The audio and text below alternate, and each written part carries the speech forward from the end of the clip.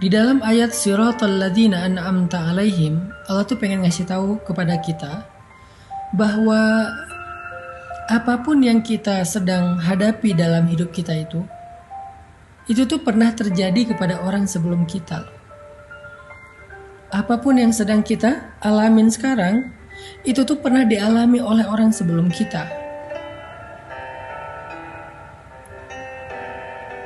Masalah kita sebagai anak harus gimana kepada orang tua. Ada contoh orang sebelum kita. Gimana seorang anak diusir oleh orang tuanya gara-gara dia beriman kepada Allah. Siapa dia? Ibrahim alaihissalam. Gimana sikap Ibrahim kepada ayahnya?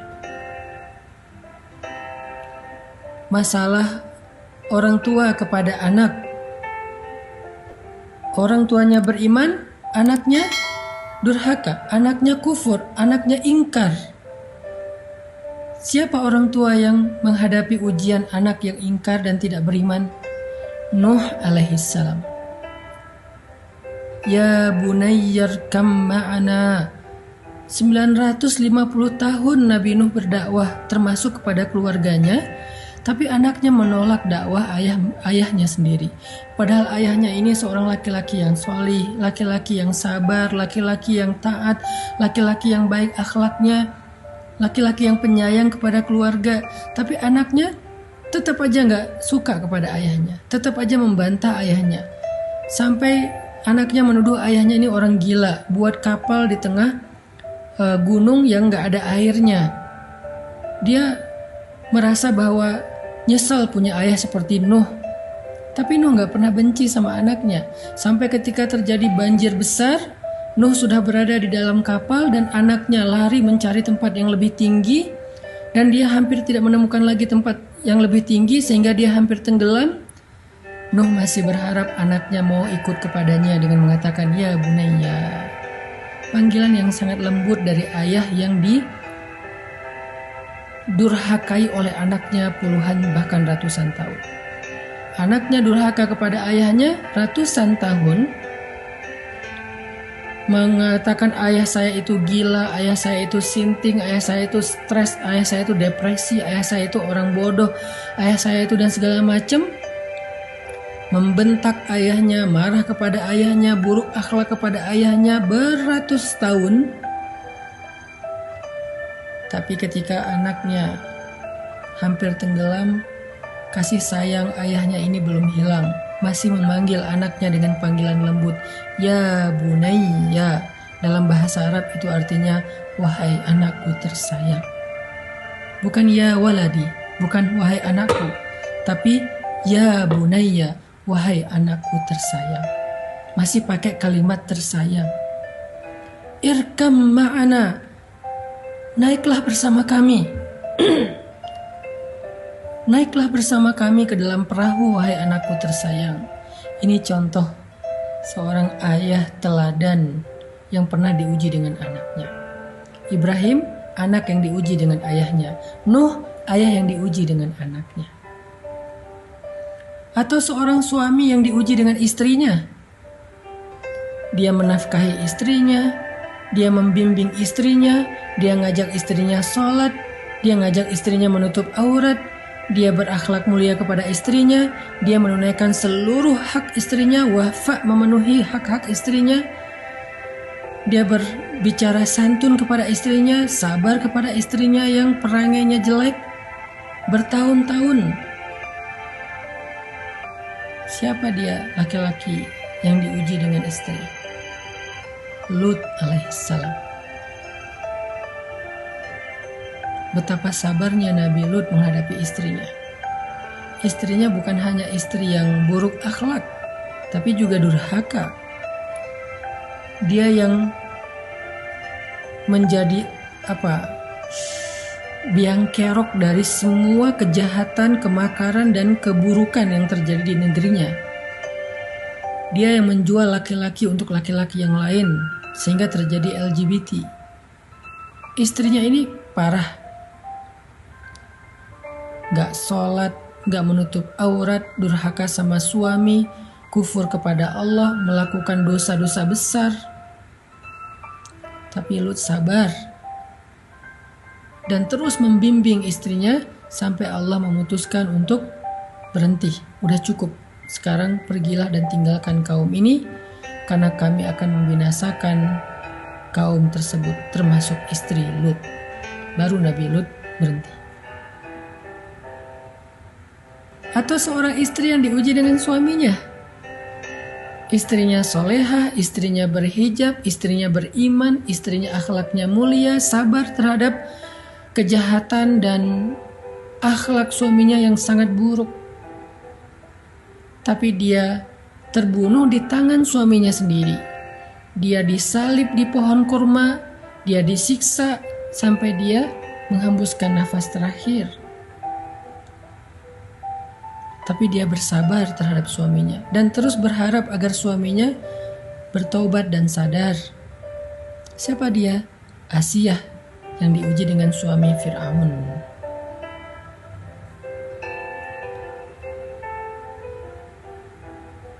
Jadi semua masalah yang kita pernah alamin dalam hidup ini, semua ujian yang sedang kita alamin dalam hidup ini, itu tuh udah pernah dialami oleh orang sebelum kita.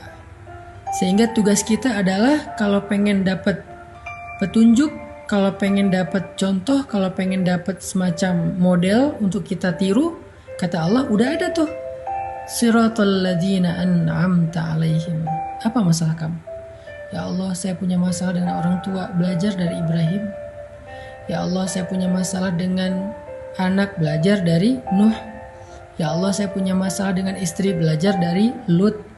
Ya Allah, saya punya masalah dengan suami, belajar dari Asiyah. Ya Allah, saya punya masalah sebagai jomblo, cowok, banyak godaan dari cewek-cewek sekitar saya di kampus, di tempat kerja, belajar dari Yusuf. Ya Allah, saya seorang jomblo perempuan, cewek, dan banyak masalah, banyak ujian dari cowok-cowok yang ngegodain saya, belajar dari Maryam. Ya Allah, saya pengen ta'aruf tapi gak tahu caranya, belajar dari Musa dan calon istrinya. Ya Allah, saya punya anak tapi gak tahu cara mendidiknya, belajar dari Zakaria dan Yahya. Apa masalah kita? Ya Allah, saya hampir bercerai, suami saya mentalak saya, talak satu, gimana cara mengislahnya? Belajar dari surat At-Tolak ketika Nabi mentalak Hafsah. Ya Allah, suami saya suka ngata-ngatain saya yang jelek-jelek, belajar dari curhatnya seorang perempuan di dalam surat Al-Mujadalah atau Al-Mujadilah, Khawlah bintu Tha'labah. Ya Allah, orang ngomongin saya di sosial media, orang berbisik-bisik tentang saya di grup, mereka bikin grup baru dan ngomongin saya di grup sebelah, belajar dari surat An-Nur tentang hadithul ifki, pembicaraan rahasia. Ya Allah, istri saya suka cemburu dan menyusahkan saya sebagai suami, belajar dari surat At-Tahrim. Apa masalah kita? Semua masalah kita itu udah ada contohnya, karena mereka pernah mengalami persis seperti yang kita alami. Jadi kita nggak sendiri.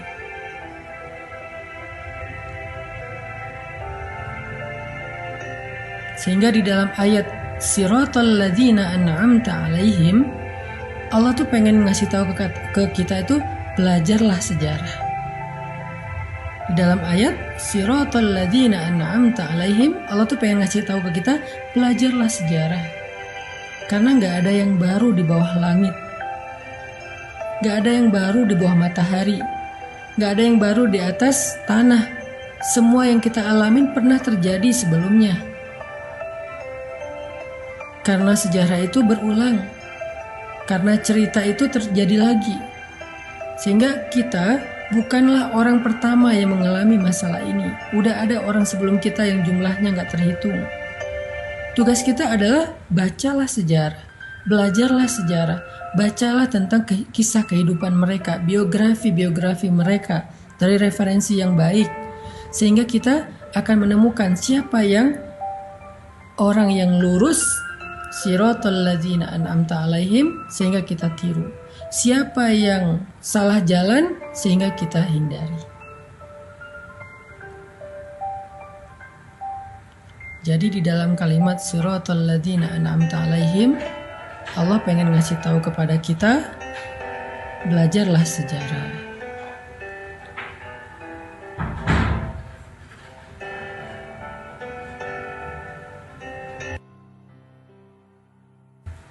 Allah pengen ngasih tahu kepada kita, belajarlah sejarah. Sehingga dengan kita membaca sejarah, kita punya guidance, kita punya model untuk kita tiru. Apapun masalah kita.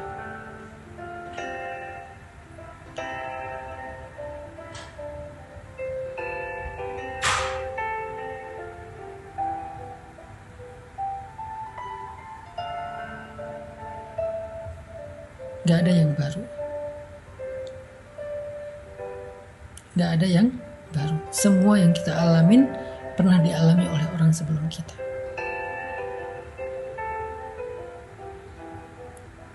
Tugas kita adalah belajar dari mereka, mencari tahu apa sih rahasia mereka sehingga bisa keluar dari masalah itu. Apa sih kunci mereka survive dari ujian itu? Apa sih langkah-langkah konkret yang mereka lakukan sehingga mereka bisa sukses, bisa Allah selamatkan dari berbagai macam keburukan. Lalu setelah kita tahu, ulangi, lakukan hal yang sama, maka kita akan mendapatkan hasil yang sama. Jadilah seperti Yusuf kalau kita seorang jomblo cowok. Selamatkan diri kita dari fitnah. Menghindar karena Allah, karena takut kepada Allah. Maka gak usah khawatir ketika kita menghindar dari pacaran, menghindar dari hubungan yang kelewat batas, menghindar dari ujian. Gak usah khawatir, nanti Allah akan memberikan ganti yang lebih baik, seperti Allah berikan kepada Yusuf. Kalau kita perempuan jomblo, siswi, mahasiswi, seorang pekerja yang banyak ujian di sekitarnya, banyak cowok ngelirik, ngegodain kita, PDKT, caper sama kita, belajarlah dari Sayyidah Maryam.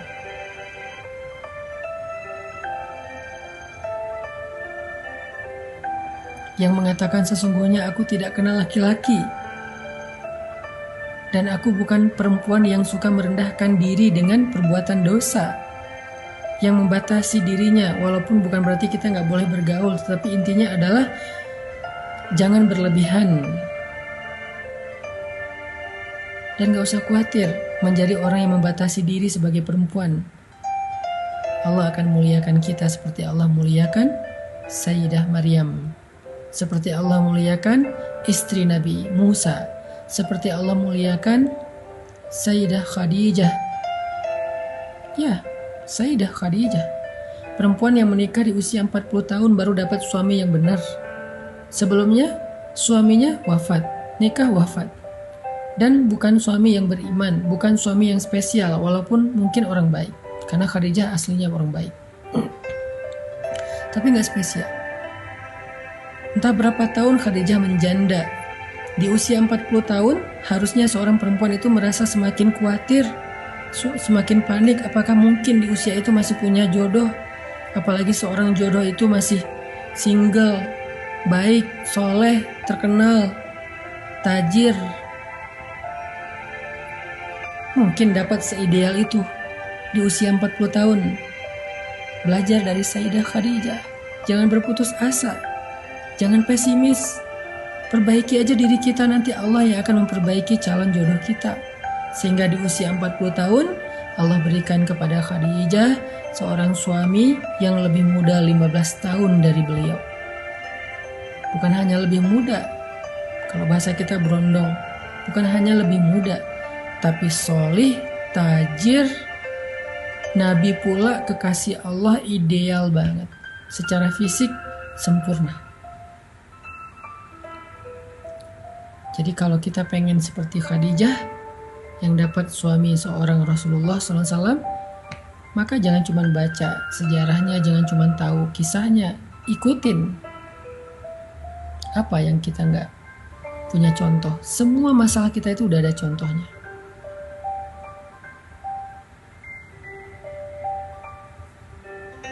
Semua udah ada contohnya. Kita yang ngerasa kayak hidup kita banyak ujian, kenapa ya setelah saya hijrah kok hidup saya banyak masalah. Perasaan dulu sebelum hijrah kayak gak ada masalah.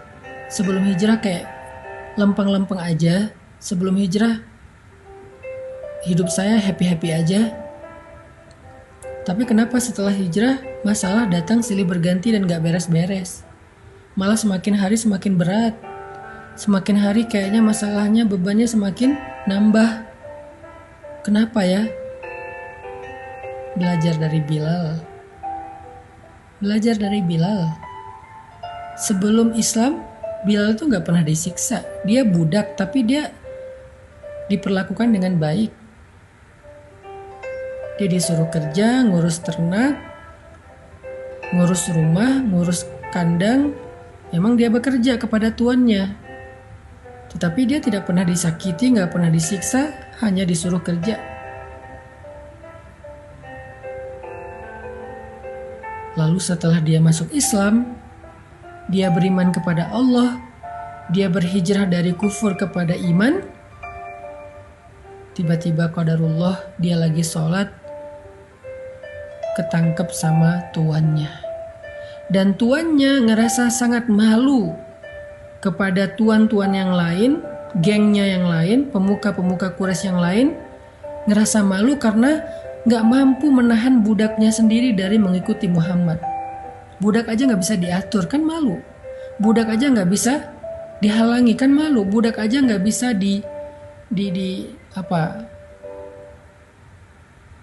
dikontrol gitu.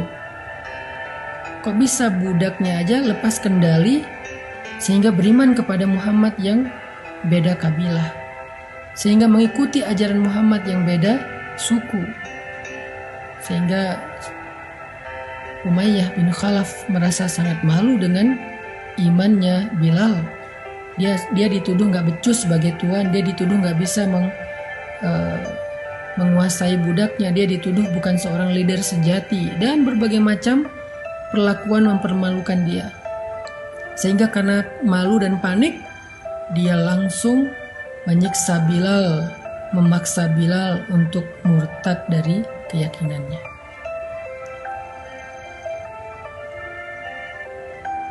Bilal mendapatkan siksaan justru setelah Islam. Apakah Bilal mengatakan ini gara-gara saya beriman, saya hidupnya jadi susah? Gak pernah Bilal ngomong kayak gitu. Apakah Bilal mengatakan, ya Allah, apa maumu? Setelah saya beriman, kenapa engkau beri saya ujian, bukannya diberi kenikmatan dan kebahagiaan? Gak pernah Bilal ngomong kayak gitu. Apakah Bilal mengatakan, ya Allah, saya nyesel udah beriman, tahu gini saya gak akan mau masuk Islam? Gak pernah terbersit sekalipun kayak gitu. Gak pernah Bilal berpikir bahwa hidupnya menjadi susah karena Islam. Gak pernah Bilal berpikir dia menyesal dengan keimanannya. Gak pernah dia ngerasa bahwa masalah dia itu justru setelah dia mendapatkan hidayah. Enggak pernah kayak gitu. Semakin disiksa dia semakin yakin dan bergantung sama Allah. Semakin disiksa dia semakin bergantung sama Allah. Bukan semakin melemah pegangannya ke Allah, semakin erat pegangannya ke Allah. Kalau kita kan semakin diuji, pegangan kita ke Allah jadi makin renggang ya. Jadi ragu, Allah benar gak sih mau nolong saya? Allah tuh janjinya tepat gak sih ke saya?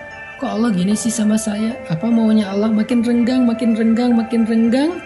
Nauzubillah sampai akhirnya putus asa, melepaskan pegangan kepada Allah, belok arah. Ada yang sampai murtad, ada yang bunuh diri, ada yang mencuri karena putus asa dengan rezeki yang halal, ada yang akhirnya berzina karena putus asa mencari jodoh. Makin diuji makin renggang. Kalau Bilal makin diuji makin erat pegangannya.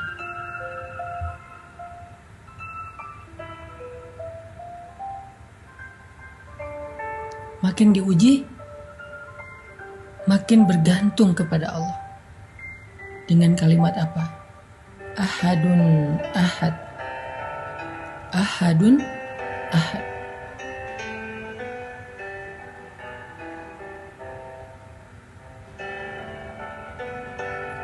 Allah satu-satunya. Gak ada yang lain yang saya yakin, yang saya sembah, yang saya tunduk, yang saya bergantung, yang saya berharap. Ahadun ahad. Makin disiksa, makin ahadun ahad. Jadi buat kita yang setelah hijrah merasa banyak diuji, belajar dari Bilal.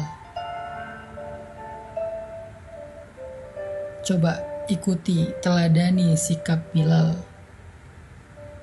supaya kita mendapatkan kebaikan hasil terakhir dan yang sama dengan apa yang dialami oleh Bilal. Apa kebaikan yang didapatkan oleh Bilal di akhir cerita itu setelah dia ahadun ahad sekian lama?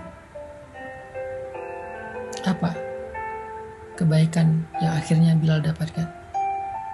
Allah mengutus seorang hamba yang hatinya baik, yang Allah ridho kepada dia, mukmin paling baik di antara semua orang yang beriman setelah Rasulullah dan Khadijah. Orang yang sangat mulia kedudukannya. Allah gak ngutus orang biasa, Allah ngutus orang yang paling istimewa. Akhlaknya istimewa, imannya istimewa, kedudukannya istimewa. Allah utus dia. Kalau Allah mau, Allah bisa aja ngutus Utsman, juga orang kaya. Bisa aja Allah mengutus Abdurrahman bin Auf, juga orang kaya. Bisa aja Allah mengutus Sa'ad bin Abi Waqqas, juga orang kaya. Banyak lagi sahabat-sahabat yang kaya. Tapi Allah pilih dari mereka semua yang paling baik akhlaknya, yang paling baik kedudukan dan kemuliaannya, yang paling baik imannya, Abu Bakar As-Siddiq. Allah gerakkan hati Abu Bakar untuk datang.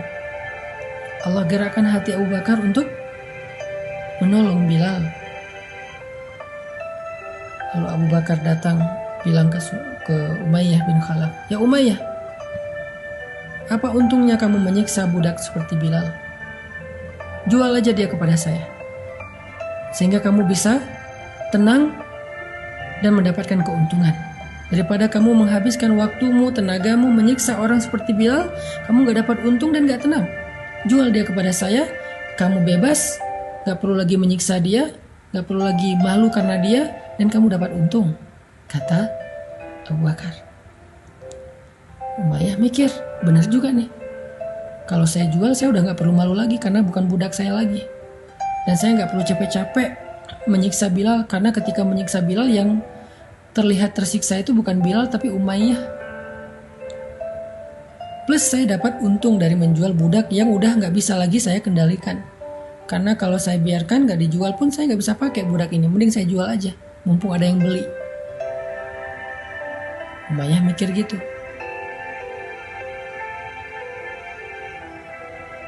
Lalu Umayyah bertanya kepada Abu Bakar, "Berapa kamu mau membeli budak seperti Bilal? Berapa?" Kata Abu Bakar, "Sebutkan saja harganya. Coba." Abu Bakar nggak berpikir bahwa Bilal nih budak yang lagi nggak laku nih, murah pasti harganya, sebutin aja angka berapapun pasti dijual. Enggak.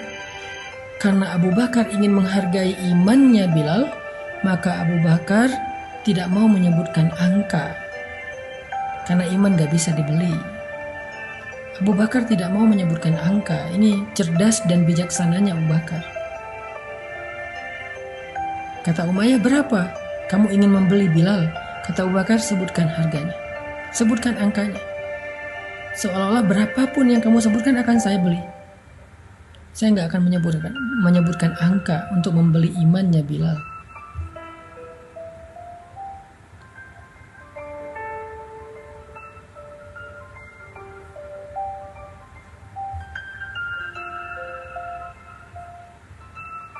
Lalu Umayyah menyebutkan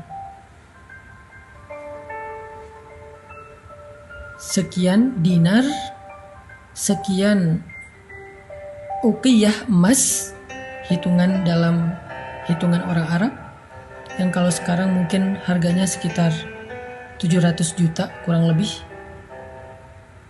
atau mungkin lebih dari itu persisnya. Dan Abu Bakar ketika tahu angka yang dijual oleh Umayyah bin Khalaf Bilal itu berapa? Uqiyah emas. Abu Bakar nggak menawar. Ya Umayyah, itu Bilal budak yang sudah tidak berguna, budak yang murah, yang udah sakit-sakitan setelah kamu siksa, masa harganya segitu? Saya nggak akan beli segitu, saya minta segini. Enggak. Ketika Umayyah menyebut angka, maka Abu Bakar mengatakan, baik, nanti malam akan saya kirim emasnya ke rumah kamu. Begitu cara Abu Bakar menghargai dan memuliakan Bilal. Atau lebih persisnya, begitulah Allah memuliakan Bilal. Seolah-olah Bilal ini sesuatu yang sangat berharga. Berapapun disebutin oleh Umayyah, Abu Bakar setuju. Malah setelah menyebutkan angka itu, Umayyah nyesel kenapa nggak ngomong lebih tinggi. Ada seorang laki-laki bilang kepada Abu Bakar, ya Abu Bakar, kamu membeli Bilal dengan harga yang sangat mahal. Apa kata Abu Bakar? Demi Allah, kalau Umayyah meminta 10 kali lipat dari harga itu, saya akan tetap membayarnya untuk membebaskan Bilal. Gak akan saya tawar. Umayyah yang nyesel kenapa nyebut angka segitu, padahal itu udah ketinggian. Nanti malam saya kirim. Lalu setelah akad jual beli, Abu Bakar datang kepada Bilal, melepaskan ikatan Bilal, memberi minum kepada Bilal yang sedang tersiksa kesakitan, membelai rambut Bilal, memeluk Bilal untuk menenangkannya sebagai tanda bahwa dia udah punya saudara sekarang, yaitu Abu Bakar As-Siddiq. Dia dilindungi oleh Abu Bakar, dia aman, gak usah takut lagi. Kemudian membantu Bilal, memapah Bilal untuk berdiri tegak. Ketika Bilal sudah berdiri tegak, Abu Bakar mengatakan, Ya ahla Makkah, ya ma'syara Quraisy, wahai penduduk Mekah, wahai pemuka-pemuka suku Quraisy, ketahuilah sesungguhnya Bilal adalah saudara saya di dunia dan di akhirat, bukan budak saya.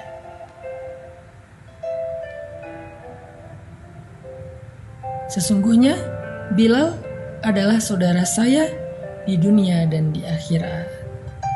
Itu sebuah deklarasi bahwa Bilal sudah menjadi orang yang merdeka, dibebaskan oleh Abu Bakar. Abu Bakar membeli Bilal bukan untuk jadi budak. Abu Bakar menebus Bilal untuk dimerdekakan. Bukan hanya merdeka dan hidup sendiri, tetapi menjadi saudara yang kehidupannya ditanggung, dijamin oleh Abu Bakar. Dan Abu Bakar berharap itu menjadi persaudaraan yang kekal sampai ke surga. Itulah kesudahan yang baik. Itulah happy ending.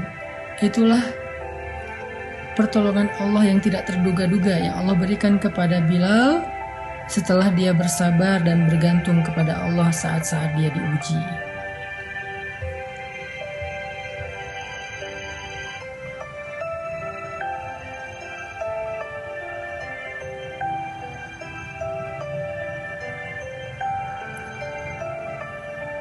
Jadi siapapun di antara kita yang ngerasa diuji setelah hijrah, yang ngerasa diuji setelah bertaubat, kita itu bukan orang pertama yang kayak gitu. Walaqad fatanna alladhina min qablihim fala ya'lamanna Allahu alladhina shadaqu. Allah udah menguji orang sebelum kita. Salah satunya Bilal, maka belajarlah dari Bilal. Masih banyak nama-nama orang lain, sahabat-sahabat lain yang diuji juga setelah berhijrah atau setelah bertaubat ataupun masuk Islam. Termasuk nanti ada nama Mus'ab bin Umair, ada Sumayyah, ada Yasir, ada Ammar, ada Dhinnairah, ada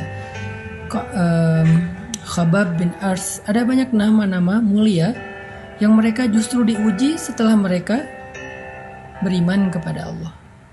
Jadi kita yang ngerasa punya cerita yang sama, walaupun mungkin cerita kita receh lah, lebih ringan dibandingkan mereka, maka belajarlah dari mereka. Kalau pengen dapat hasil yang sama dengan mereka, kalau pengen dapat kebaikan yang sama dengan mereka, belajarlah dari mereka. Gak ada yang baru di bawah langit kita.